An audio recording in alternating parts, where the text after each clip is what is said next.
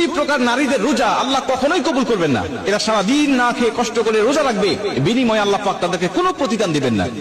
মেয়েরা কিন্তু পুরুষের তুলনায় বেশি রোজা রাখে, মেয়েরা পুরুষের তুলনায় বেশি নামাজ পড়ে, ধর্মের দিক থেকে মেয়েরা কিন্তু পুরুষের দিক থেকে অনেক আগায় আছে। কিন্তু শুধুমাত্র সঠিক তরিকাটা না জানার কারণে, সামান্য ছোট্ট ছোট্ট ভুল হওয়ার কারণে তাদের সব আমলগুলো বরবাদ হয়ে যাচ্ছে।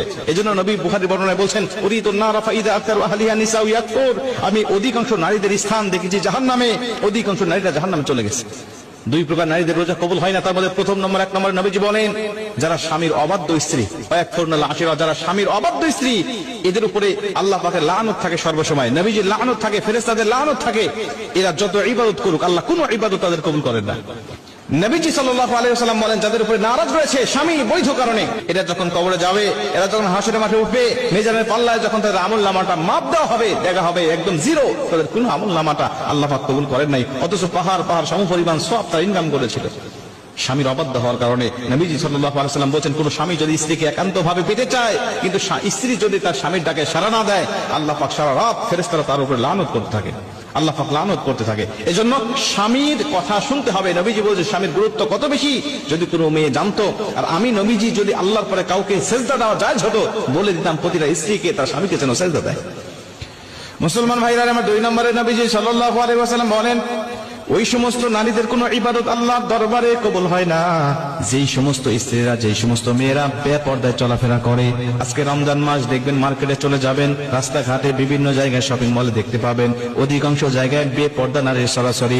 বেপর্দা নারী নিজে গুনাহ করে, তার দিকে যে পুরুষ তারায় তাকায় তারও অগণিত গুনাহ উঠতে থাকে। এই জন্য বেগানা নারী শুধুমাত্র নিজে গুনাহ অর্জন করে তা নয়, অন্য পুরুষদেরকে গুনাহ অর্জন করায় সহযোগিতা করে। অন্য পুরুষ গুনাহ করে যত গুনাহ ইনকাম করতে থাকে, ওর একটি পার্সেন্টেজ আল্লাহ পাক ওই মহিলার আমল নামায় দান করতে থাকে। বেপর্দা নারী যারা, এদেরকে দেখে অন্য পুরুষের রোজা হালকা হবে, অন্য পুরুষের আমল নষ্ট হবে, অন্য পুরুষের চরিত্র নষ্ট হবে।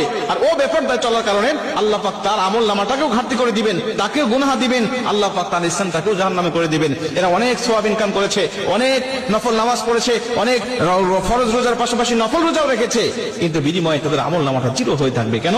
সে নিজে বেপর্দায় চলাফেরা করেছে, নিজে গুনাহ করেছে এবং অন্যকে গুনাহ অর্জন করাতে সে সহযোগিতা করেছে। এজন্য আমি আপনাদেরকে অনুরোধ করব, যারা মহিলারা আমার আলোচনা শুনছেন, আপনারা অবশ্যই এই দুইটা বদ অভ্যাস যদি আপনার মধ্যে থেকে থাকে, আপনি বদ অভ্যাসগুলো পরিত্যাগ করেন। আশা করা যায় সারাদিন আপনি না খেয়ে কষ্ট করে রোজা রাখতেছেন, এই রোজাটা আল্লাহ পাক অবশ্যই আপনার কবুল করবেন।